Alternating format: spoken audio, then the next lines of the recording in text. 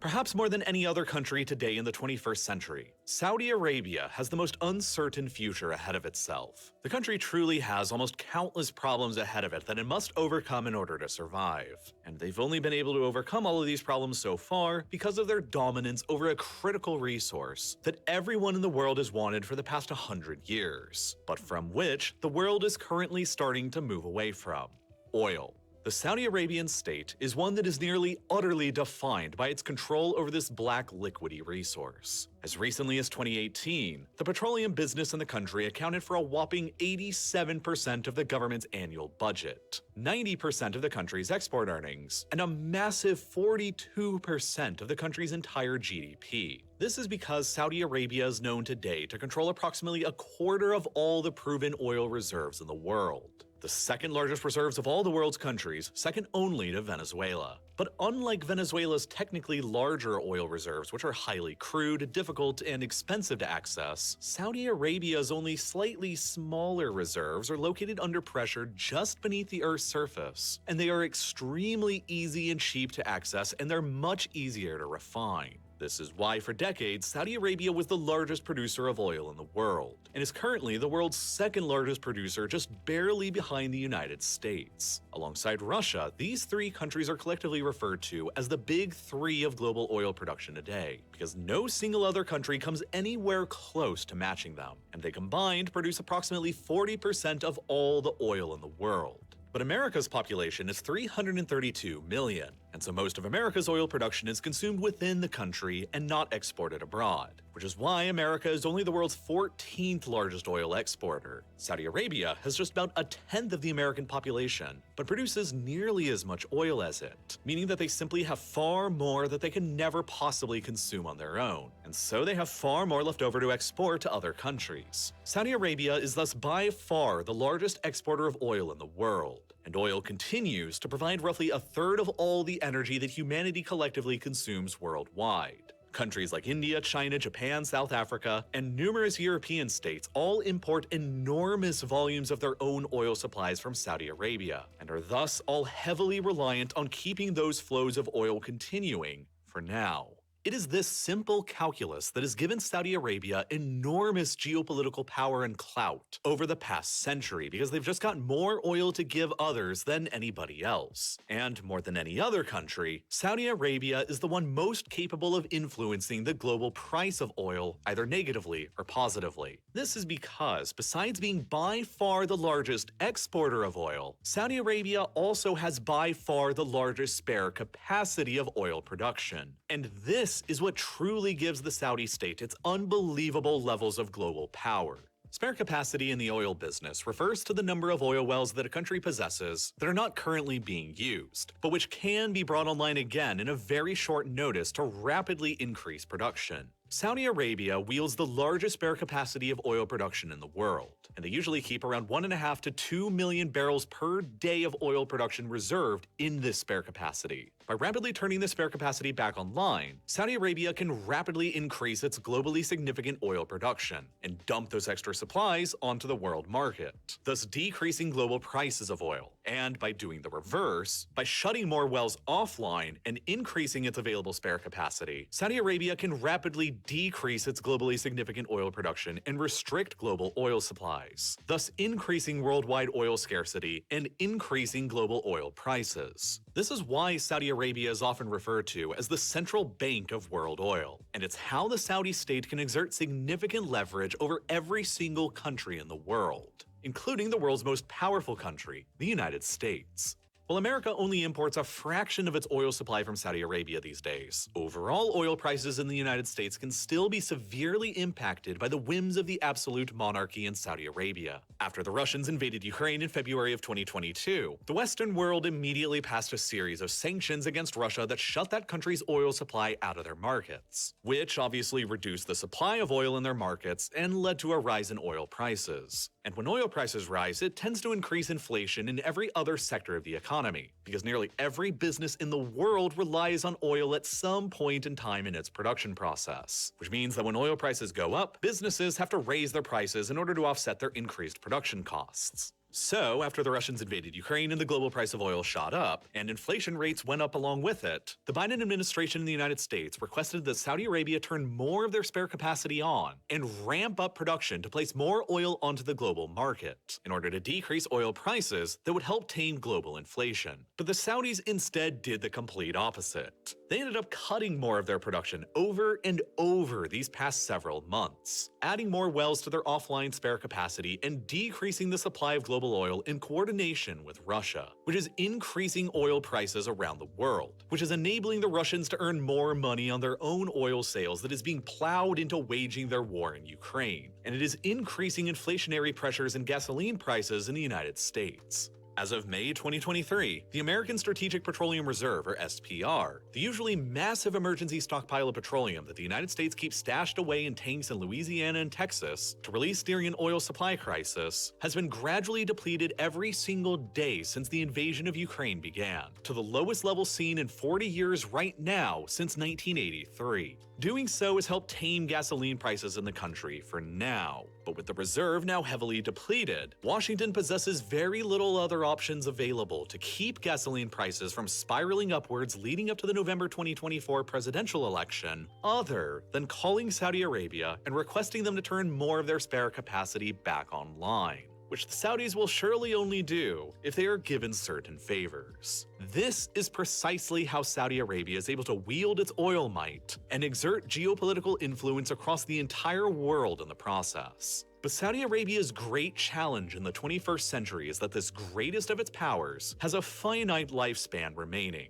And at a certain point in the future, a day will come when this power will completely evaporate altogether. Because over the next several decades, as countries around the world steadily continue moving their economies away from oil as an energy source, Saudi Arabia's great advantage of being the global oil business's central bank will matter less and less. And if the country does nothing to change itself between now and whenever that uncertain future date arrives, it will only be left with sand, one of the worst human rights records on the planet, an archaic religious absolute monarchy that most of the outside world finds repugnant, and a lack of protection from the United States, while being surrounded by countless enemies from both within and without. If Saudi Arabia does nothing to change, Saudi Arabia will no longer exist at all by the end of the century. But change is also going to be very, very hard and uncertain. And if you want to understand where Saudi Arabia is going in the future, you've got to understand where Saudi Arabia came from in the first place, and why the country would have almost certainly never managed to exist at all in its current form, were it not for the very fortunate discovery of oil very early on into its history. For thousands of years, the Arabian Peninsula was divided between various different tribes, sheiks, kings, and empires. There was very little to note about the lands in the center of the Arabian Peninsula where the House of Saud first originated in history, a little more than 300 years ago, in a region known as the Najd. The overwhelming majority of Saudi Arabia's current lands are completely uninhabitable. The country is, after all, the largest in the world today that doesn't have a single river anywhere to be found within it. Rainfall across most of the country's land is extremely scarce, and so fresh water for drinking and agriculture have historically been extremely difficult to come by. Across the south of the modern country is a vast desert known as the Rub al-Khali, better known in English as the Empty Quarter. It is the largest continuous expanse of sand that can be found anywhere in the world. It is nearly completely devoid of life, and it is larger in area than the entirety of France. The region of Najd, deep within the interior of the Arabian Peninsula, was an extremely sparsely populated and isolated backwater, separated from the rest of the world by vast empty deserts and high mountains with nothing of value to offer anyone in the outside world. It was a place hardly anyone paid any attention to, and its extreme isolation from the rest of the world was partially why an extremely strict interpretation of Sunni Islam gradually developed there, now sometimes known as Wahhabism. It was an unlikely place from which one of the most powerful nations of the modern world would arise from, but so it did regardless. Across the 18th and 19th centuries, two small and largely unknown family clans within the Najd region cemented an alliance between themselves. The House of Saud, who would run the politics and day-to-day governance of the lands they controlled, and the clan of Wahhab, who would run the land's religious affairs based upon their own extremely strict interpretation of Sunni Islam, the previously mentioned branch of the faith that is sometimes referred to as Wahhabism. After joining forces, the Saud and Wahhab alliance went on to carve out the first Saudi state that survived between 1744 and 1814, before it was ultimately destroyed by the Ottomans. A group of survivors managed to take back the Saud's ancestral capital at Riyadh in 1818, and from there they carved out the second Saudi state that survived for most of the rest of the 19th century until 1891, when catastrophic infighting among the royal family and conflict with a rival family clan known as the Rashidis led to the state's ultimate collapse. The surviving Saud family members were forced to flee from Riyadh as exiles into nearby Kuwait, where they were powerless without any lands and without any wealth, but with a very good historical claim to the supposedly worthless lands of Najd in the interior of Arabia. There and then, the Saud family probably would have vanished into irrelevance, never to be seen or heard from again, were it not for the ambitions of a young man of the family who would ultimately become known as Ibn Saud, the man who would create the modern-day Kingdom of Saudi Arabia. Determined to restore his family's position of power, a 27-year-old Ibn Saud in 1902 led a party of a couple dozen loyal men from Kuwait to recapture his family's ancestral seat in Riyadh from the rival Rashidi clan. It was the beginning of a decades-long campaign of conquest waged across Arabia for the young man. But at first, very few people from the outside world paid any attention to it. The lands that now constitute Saudi Arabia back then in the early 20th century may have only been home to as few as 2 million people, who were almost entirely very poor desert roaming nomads. And so the squabbling between two rival clans in these lands was hardly noticed by any of the great powers of the day. But things began shifting during World War I. The Rashidi clan was allied to the Ottoman Empire, and after the war broke out, the British began supplying weapons and cash to Ibn Saud, who was fighting against them. That, combined with Ibn Saud's own alliance to the ultra-Sunni Wahhabi clan that provided tens of thousands of fanatical and now well-armed troops, proved decisive.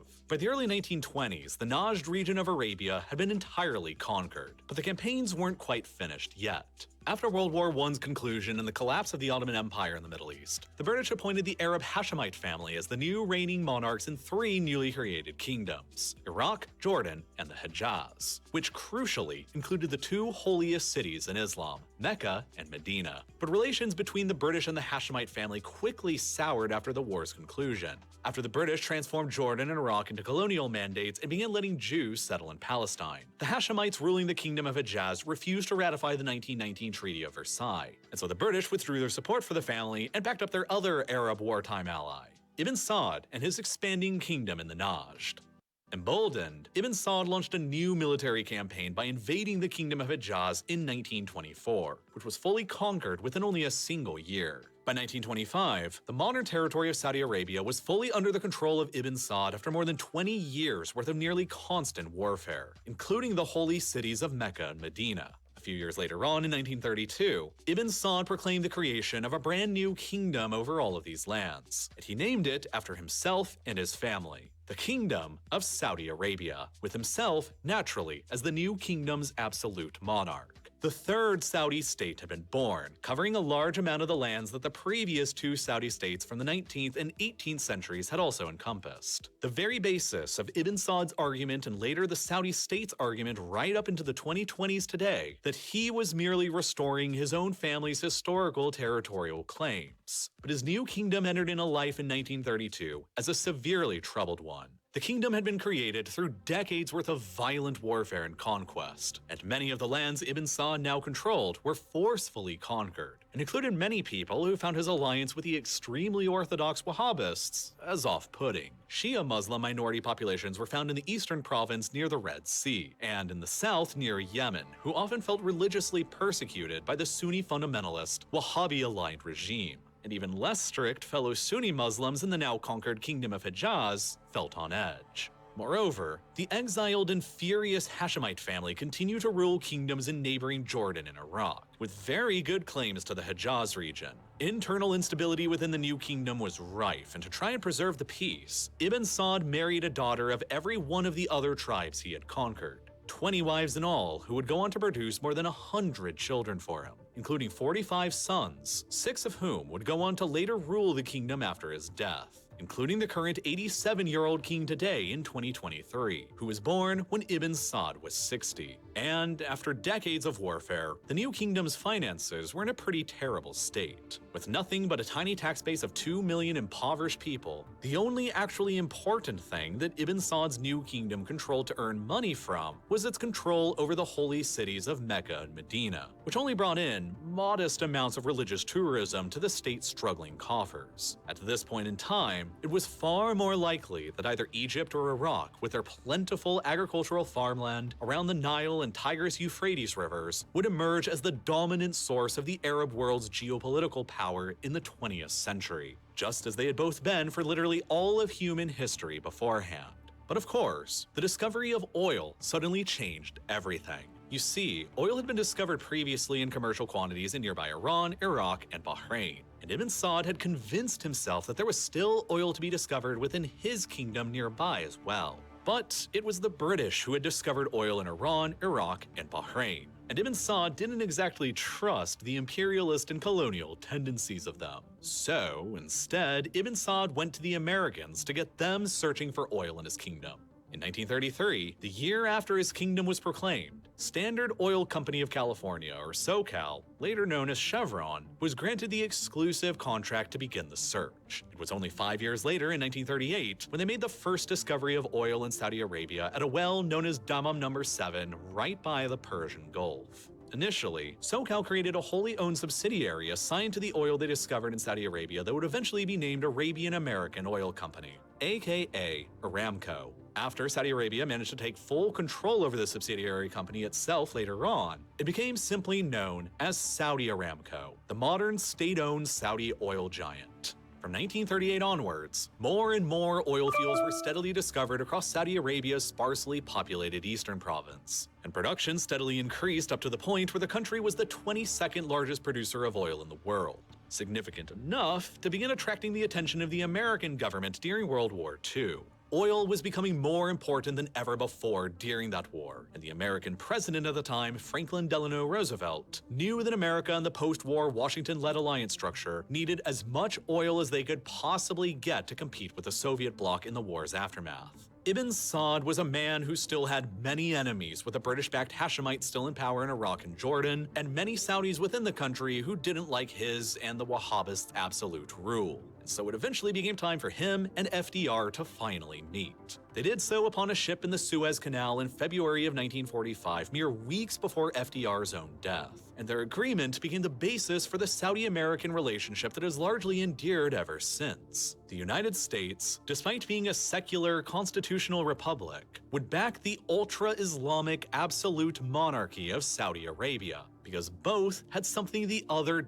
desperately wanted. America wanted access to the increasingly important Saudi oil fields, both for itself and for its allies all around the world, while the Saudis wanted America's security, because, as a sparsely populated country with nothing of value whatsoever besides for oil, they knew they could never hope to defend themselves or their oil on their own, either against their own people or their external rivals. But who would ever dare to attack them if they had the backing of the most powerful country in the world?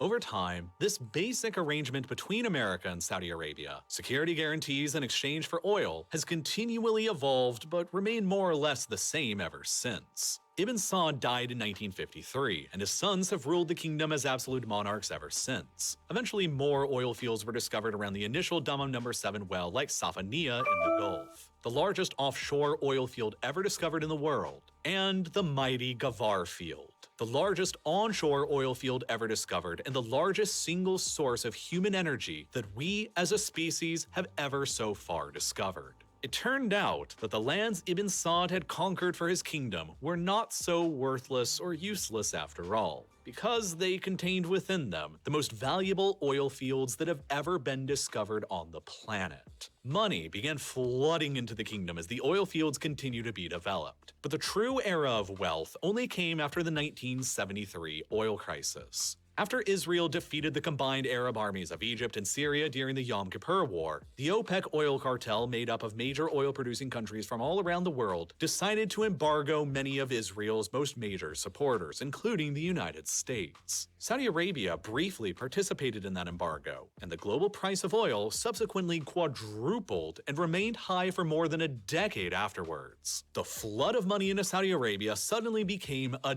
deluge of money over the following decade, and the kingdom became one of the wealthiest countries in the world. And the House of Saud became one of the wealthiest families in the world. It was with this unbelievable money that Saudi Arabia made its great bargain with the people of the kingdom. The centuries-old alliance between the House of Saud and the clan of Wahhab remained intact, meaning that the Saudi state was governed by a set of extremely fundamentalist Sunni Muslim values that a lot of the state's minority groups, like the Shia and less fundamentalist Sunnis, didn't exactly get along with very well, which in a vacuum would have led to domestic instability. But the enormous revenues that the state was earning from its oil business enabled the government to basically just bribe all of its citizens into complicity. And so, Saudi Arabia essentially became a massive welfare state for all of its citizens. Zero taxes were levied on anything or anyone because oil was paying for all of the government's budget. A flood of money went into subsidizing everything for Saudi Arabia's citizens, from healthcare, education, food, water, fuel, electricity, and whatever else you could possibly think of. Nearly all of the citizens' needs were completely being covered by the government, and in exchange, it was expected that all of the citizens would accept some of the strictest and most totalitarian religious laws anywhere in the world.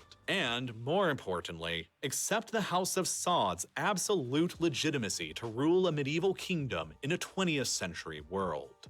As the 20th century continued progressing, oil production in the United States diminished, while production in Saudi Arabia only increased, to the point where the kingdom even overtook America to become the world's largest oil producer for decades. America became increasingly committed to protecting the kingdom's strategically important oil supply, and by 1991, as production in the United States continued to flounder, America found itself importing nearly a third of all of its imports from the Kingdom of Saudi Arabia. America needed to protect Saudi Arabia at all costs, but justifying doing so in Washington was growing increasingly difficult, because Saudi Arabia was growing even more totalitarian. As more and more Westerners came to the country for work in developing the numerous oil fields, the country's ultra-Orthodox Wahhabi establishment grew increasingly agitated at their growing presence. By 1979, it had just gotten to be too much for some, and a group of hundreds of armed religious militants stormed the Grand Mosque in Mecca and seized control over it, denouncing the Saudi king as a blasphemer for increasingly westernizing the country.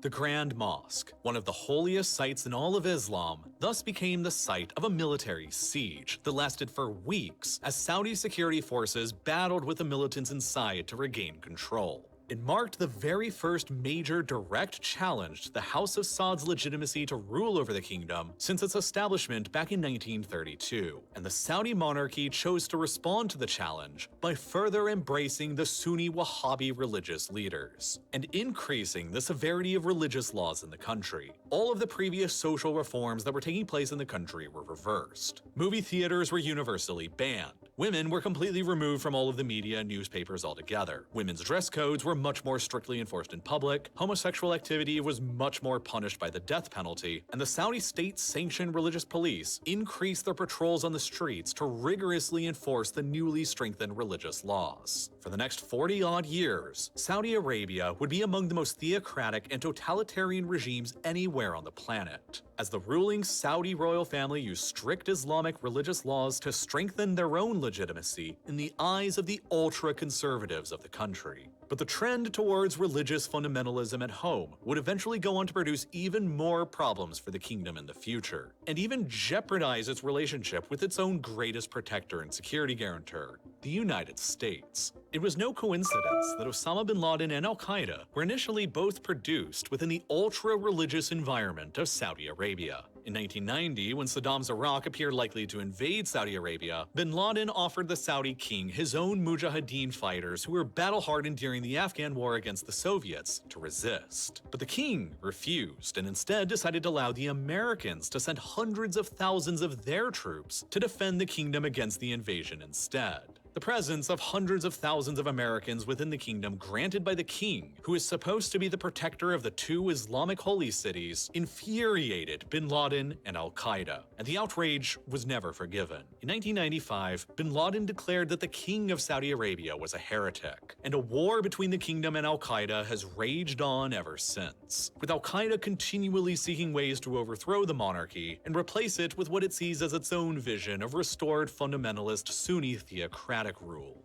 But the fact that Osama bin Laden himself was born in Saudi Arabia, and that many of al-Qaeda's fighters as well turned out to be Saudi citizens, including 15 out of the 19 hijackers responsible for carrying out the 9/11 attacks, has remained a sore spot for relations between the kingdom and the United States ever since. But in addition to the growing Sunni Islamist threat within the kingdom, represented by the likes of al-Qaeda, who felt that the Saudi royal family wasn't quite religious enough, external threats to the Saudis' rule in the kingdom were greatly growing in numbers as well. The emergence of the revolutionary Shia Islamist regime in neighboring Iran in 1979 presented the Saudi kingdom with its most major external arch-enemy that it has been locked in an on-again, off-again Cold War with ever since. The revolutionary regime in Iran had overthrown their own absolute monarch after all, and replaced him with a totalitarian Islamic theocracy, ruled by the country's Shiite clergy and their supreme leader, the Ayatollah Khamenei, and they were intent on exporting their revolution to every other monarchist regime in the Islamic world, and overthrowing all of their kings as well, including Saudi Arabia's monarchy and the other Gulf Arab states.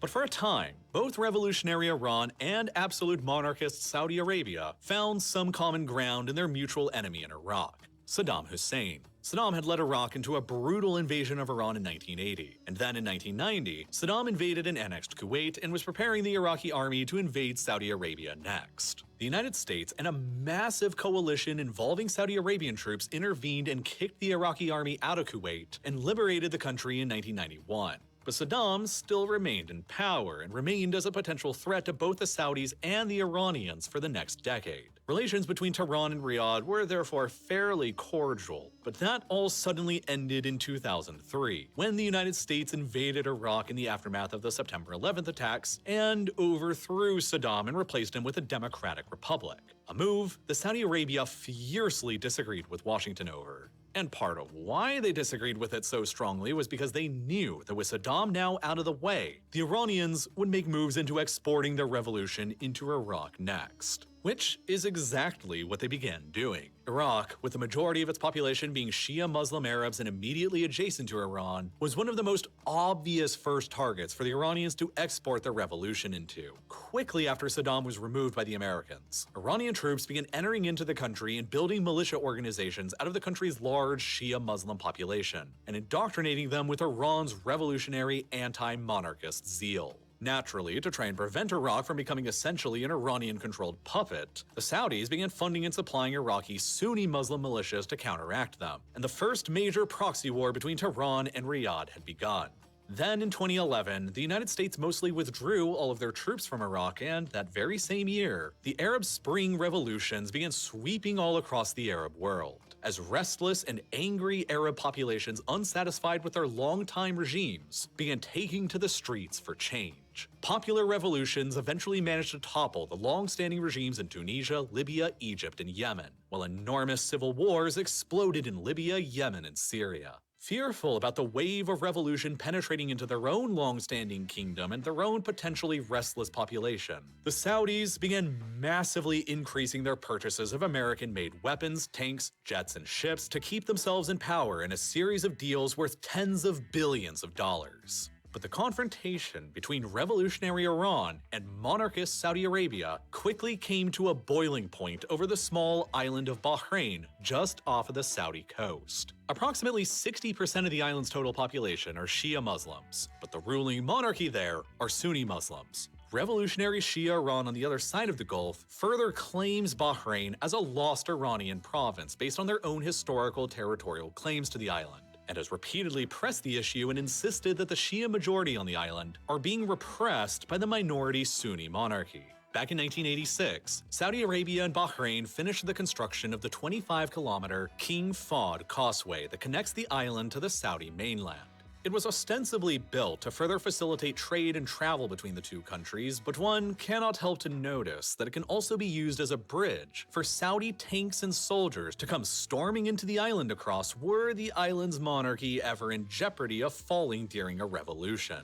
Were Iran to successfully foment a revolution in the island that would do that and install a revolutionary Shia government similar to their own in its place, the very existence of the Saudi state itself would be directly put into question. The island is only located about 60 kilometers away from Saudi Arabia's largest single oil field, Ghafar, only about 50 kilometers away from the headquarters of Saudi Aramco, the state-owned oil company, and only about 80 kilometers away from Ras Tanura, which is the Saudis' largest oil export terminal and indeed the largest one in the world. Moreover, Bahrain is placed directly off the coast of the Shia Muslim majority areas of eastern Saudi Arabia, where nearly the entirety of Saudi Arabia's oil reserves and infrastructure are also located. Meaning that were the Iranians to successfully export their revolution into Shia majority Bahrain and topple the Sunni monarchy there, the next target would be the next door Shia majority areas of eastern Saudi Arabia, which could put the entire Saudi oil business into jeopardy, which could put the entire Saudi monarchy and state into jeopardy. And that could never be tolerated. So when uprisings began in Bahrain aimed at toppling the monarchy in 2011, Saudi troops indeed came storming across the bridge to help put them down.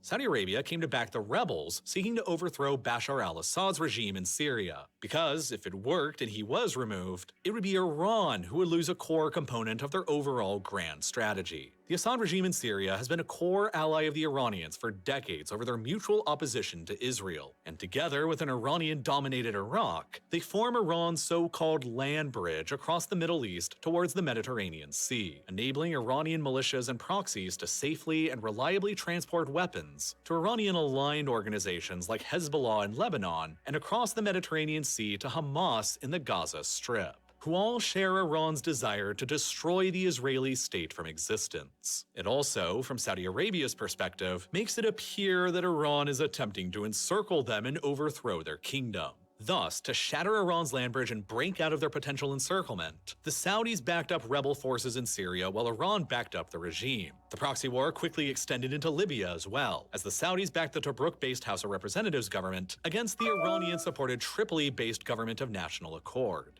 But the absolute terror in the royal halls of Riyadh over being encircled by the revolutionary Iranians came to a fever pitch in 2014, when the Shia-adjacent Houthi movement suddenly managed to conquer the Yemeni capital, and was advancing on the city of Aden next, the most significant port anywhere between the Red Sea and the Arabian Sea. Were the Houthis to completely capture the entirety of Yemen, it would have placed a highly militant and probably revolutionary Shiite Muslim power closely aligned with the Iranians across not only more than 1,300 kilometers of their southern border near to their own Shia Muslim subjects in the south of the country, but also directly on the strategic maritime choke point of the Bab el-Mandeb Strait as well. Were that to happen, Saudi Arabia truly would be effectively encircled and checkmated, surrounded by a hostile Iran who wants nothing more than to topple its monarchy, and Iran's allies placed into power in Iraq, Syria, and Lebanon, and potentially in Bahrain and in Yemen as well. Iran could hypothetically mine or blockade the Strait of Hormuz, regulating all the maritime traffic between the Persian Gulf and the Indian Ocean, while the Houthis could simultaneously use Iranian-supplied missiles and weapons to blockade the Bab el-Mandeb Strait as well. Such a scenario would be an utter doomsday one for the Saudis, because they would lose the easiest ability to export all of their oil to their largest customers in East Asia. The only way remaining for them to continue exporting oil at all under that scenario would be via the Suez Canal through Egypt. But even that too nearly came under risk. After the revolution in Egypt toppled the longtime dictator of that country in 2011, the Muslim Brotherhood's candidate came to power in a democratic election next. The Muslim Brotherhood is a Sunni Islamist organization that, like Iran, is also staunchly opposed to the concept of monarchies in the Islamic world, including the Saudi monarchy, so obviously the Saudis despise them. Were a Brotherhood government in Egypt to, hypothetically, deny the Saudis access to the Suez Canal, in conjunction with the Houthis and Iranians shutting down their access through the Bab el-Mandeb and Hormuz Straits, and nobody like the Americans did anything to stop it, Saudi Arabia would just completely collapse very rapidly because they would lose any ability to actually export any of their oil out of the country, and 87% of their government's budget would just evaporate, meaning their ability to bribe all of their divided and repressed citizenry would end, and their ability to buy massive amounts of weapons would end. and their monarchy would just collapse into dust. And thus, the Saudis sponsored a military coup in Egypt in 2013 that luckily for them panned out and overthrew the Muslim Brotherhood from power, and replaced it with a much more friendly military government. But coups and plots would not work to dislodge the Houthis from power in Yemen. Instead, the Saudis initiated a massive military intervention of their own into the country, with enormous bombing and missile attacks and a devastating naval blockade to choke the Houthis into submission and remove what they perceived as Iran's revolutionary influence from the country. Yemen thus became the focal point for the Iranian-Saudi rivalry from 2015 onwards, and the Saudis agreed to buy up tens of billions of dollars more worth of additional American weaponry to wage that war with. Weapons that would help contribute to what the United Nations has described as one of the 21st century's greatest humanitarian catastrophes. The Saudi Arabian defense budget exponentially exploded to fight the war in Yemen, and to fight all of these other proxy conflicts in Iraq, in Syria, and in Libya, because the Saudi royal family saw external enemies circling all around them, all being led and coordinated by the revolutionary Iranians. And they decided to respond in the only way they knew how to do: throw tens of billions of dollars at the problem they earned from selling their oil and hope it all went away. Saudi defense spending grew so high in the mid to late 2010s that it became roughly on a par with Russia, and was only outmatched by the superpowers of China and the United States. In 2015, Saudi Arabia was spending $2,748 per person in the country on its military, while the United States was only spending $1,975 per person on theirs. But throwing money at trying to overpower their enemies wasn't really working. The Iranians only spent a few tens of millions of their dollars arming the Houthis in comparison to the tens of billions that the Saudis were spending attempting to crush them. And the war gradually transformed into a quagmire, with the Houthis no closer to being removed than when the war began. And after nearly 400,000 deaths in the country caused by the conflict, Bashar al-Assad has remained in power in Syria for over a decade despite the Saudis' best efforts to remove him, while Iraq increasingly falls under Iran's influence as well. And then, in September of 2019, a series of drone and cruise missile attacks bombarded Saudi Arabia's oil refineries at Abqaiq and Quraysh in the eastern province, destroying the kingdom's largest oil processing and refinery facilities. 5.7 million barrels per day worth of Saudi oil production were knocked offline in the kingdom by the attack, representing what was nothing less than the biggest disruption ever seen in the entire oil industry up to that point. The Houthis down in Yemen quickly claimed responsibility for the attack as a reprisal for the Saudi air campaign, but they were more than 1,200 kilometers away from the attack's location. American intelligence later determined that the attacks probably actually originated to the north, and were probably fired by the Iranians themselves, either from within Iran itself or from within their Shiite militia-controlled areas in Iraq. It could have been interpreted as an act of war by the kingdom, but the United States made it clear that they didn't see things that way and would not militarily back the kingdom if that's the route they chose to go down. America wasn't prepared to go to war with Iran over the issue, and with their military already struggling in Yemen, the Saudis were left with no other choice but to back down and de-escalate. The oil processing facilities were quickly repaired, and business went on as usual. But the Saudis never forgot that America had just refused to defend them. The days back when America was willing to deploy hundreds of thousands of troops to protect the kingdom and its oil back in 1991 during the Gulf War appeared in Riyadh to be over. The development of shale oil in the United States in the early 2010s had resulted in a massive increase in America's own oil production, and by 2018, the year just before the Abqaiq attack, America had finally surpassed Saudi Arabia and regained its title as the world's largest producer. America was relying less and less on Saudi oil for themselves, and by 2019, only about 7% of America's oil imports were still even coming from the kingdom, coming to how nearly a third of their oil imports were from Saudi Arabia back in 1991 during the Gulf War. As Washington began relying less on the Saudis themselves for their oil, America's distaste for Saudi Arabia's totalitarian regime and human rights practices became more pronounced as well. An absolute monarchy in the 21st century with extremely authoritarian religious laws waging a brutal war in Yemen with hundreds of thousands of deaths on its hand, all fueled by American weapons no less, and responsible for carrying out assassinations on journalists, would not be a usual ally of the United States were it not also for all of its oil. And all of that oil was becoming less important to Washington. Moreover, the world at large is beginning to move more and more away from oil as an energy source, as nations around the world try and fight back against global climate change. The countries of the European Union, many of whom are currently and historically some of Saudi Arabia's largest oil customers, are planning on completely phasing out their own fossil fuel usage by 2050. And if they're successful, none of them will be customers of the Saudis any longer within only 27 years from now. Japan also plans to eliminate oil and gas as energy sources at some point in the future this same century, though without the same strict 2050 timetable as the Europeans. One of the biggest reasons why the Americans still sort of support Saudi Arabia today, even though they import hardly any of their oil themselves, is because the Saudis still supply enormous amounts of oil to many of America's closest allies, like the NATO states in Europe and the Japanese. But when this too ends, America will have almost no reason left to continue protecting the kingdom, and the deal established between FDR and Ibn Saud nearly 80 years ago will finally come to an end. And without a major protector, and with less and less customers to continue selling their oil to, Saudi Arabia will have less money to buy weapons to defend themselves with and less money to subsidize their restless population with.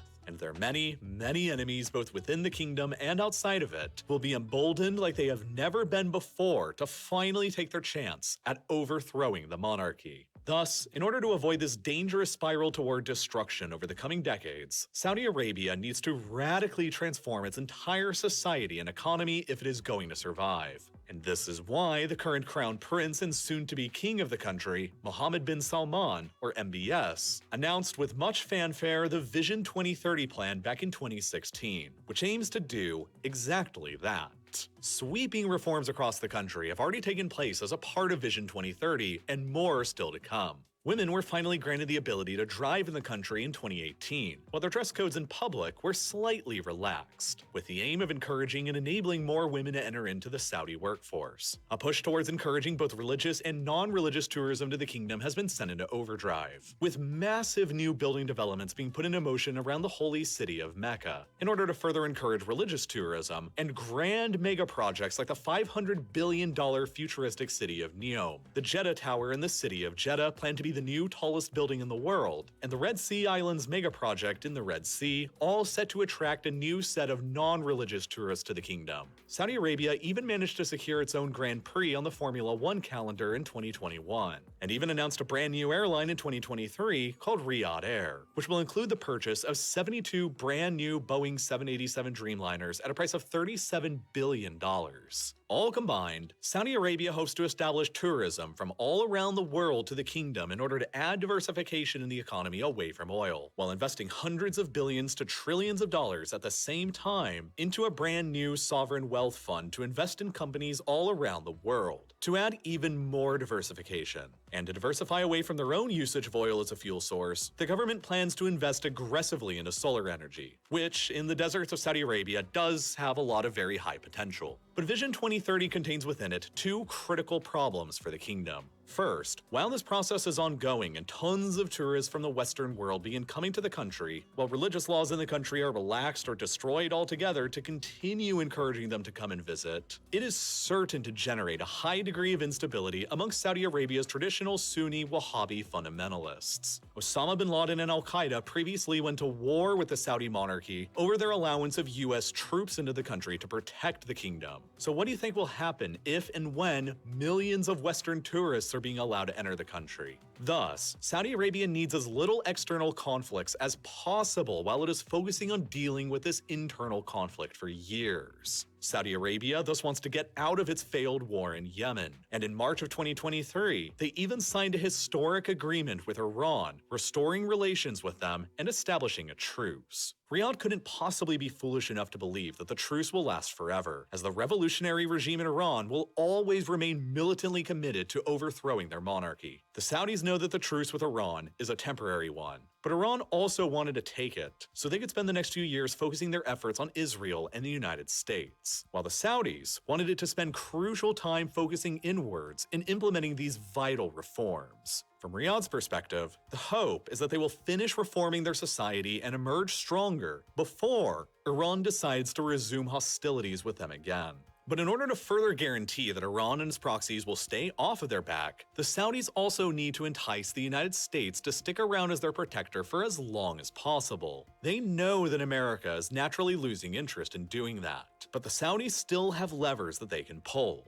They have even suggested that they might be willing to recognize Israel and normalize relations with the Jewish state in exchange for an ironclad U.S. security guarantee of the kingdom, and the elevation of Saudi Arabia to the status of a major non-NATO ally, as well as gaining access to a civilian nuclear energy program which could, in a pinch, enable them to develop a nuclear weapon on their own, if the Iranians suddenly develop one first. Washington seems unprepared to accept those demands for now, over fears of being bound by treaty to go to war with Iran if the kingdom comes under attack again, and over fears of nuclear proliferation spreading across the Middle East. But the Saudis could potentially always sweeten the deal ahead of the November 2024 election, by also agreeing to turn more of their spare capacity wells back online and flooding the oil market with their fresh supply, decreasing global oil prices and inflationary pressures in America, which is part of the reason why they've been cutting production for months. They want that firm security guarantee bound in treaty from the United States. And recognizing Israel will lead to even more tensions with the Sunni Wahhabi fundamentalists within the country, and with revolutionary Iran outside of the country, who is uncompromising on their aim of destroying Israel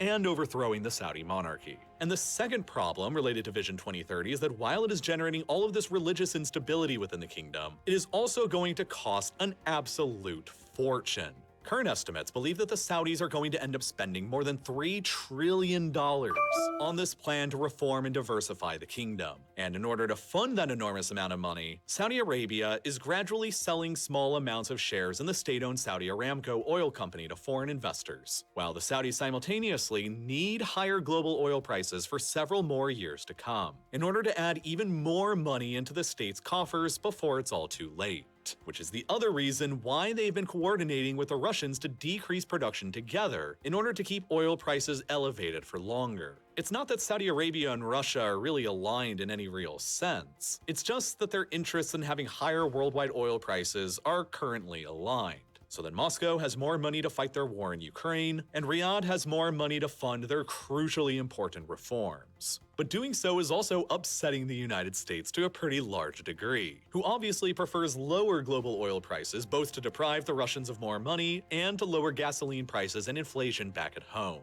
The Saudis are currently playing a very, very delicate balancing game as they must simultaneously weigh their own self-interest and need to reform or die, which will cost a lot of money and require high oil prices, the relationship with the United States as their biggest security guarantor and provider of arms who prefers lower oil prices, their relationship with Russia as the second largest oil exporter in the world who can most help them manipulate oil prices to be higher, but who is stuck in a proxy war with the United States and Ukraine, and their relationship with China, who is the Saudis' single largest oil customer, but who is also locked in a sort of Cold War with the United States in the Pacific over Taiwan. It is a balancing act between all of these various interests that the Saudi royal family, led by MBS, must carefully tread between for decades, and if they ever stumble along the way during any part of it, they will all immediately die and lose everything. And at the same time, this careful balancing act must all be maintained, as Iran carefully eyes them with their gains in Iraq, Syria, Lebanon, and Yemen, and as the 15,000 other members of MBS's own royal family jockey and position themselves at court in Riyadh for their own positions of power. And as the religious fundamentalists within Saudi Arabia increasingly feel that the House of Saud at large is at last fully betraying them after the 300-year-old alliance between them and the Wahhabists is ended.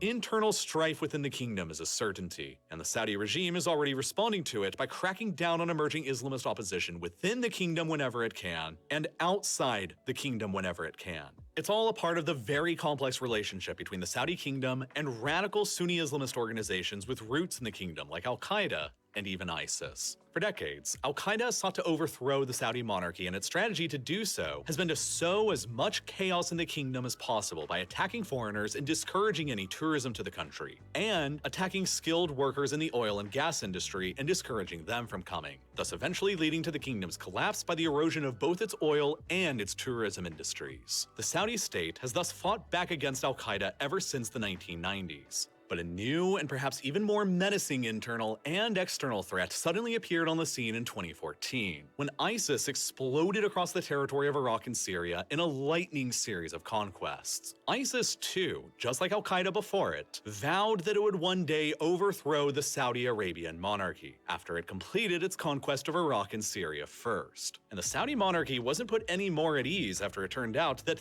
thousands of ISIS's fighters had in fact come from within the kingdom and were Saudi citizens. Thus, in order to destroy the threat, Saudi Arabia sent military officers to Syria to help train and equip resistance fighters fighting against ISIS, and join the American-led military coalition to destroy ISIS altogether by the end of 2014. A coalition that would eventually encompass dozens of countries from all around the world in the largest military alliance seen in history since the alliance to destroy Nazi Germany 70 years beforehand.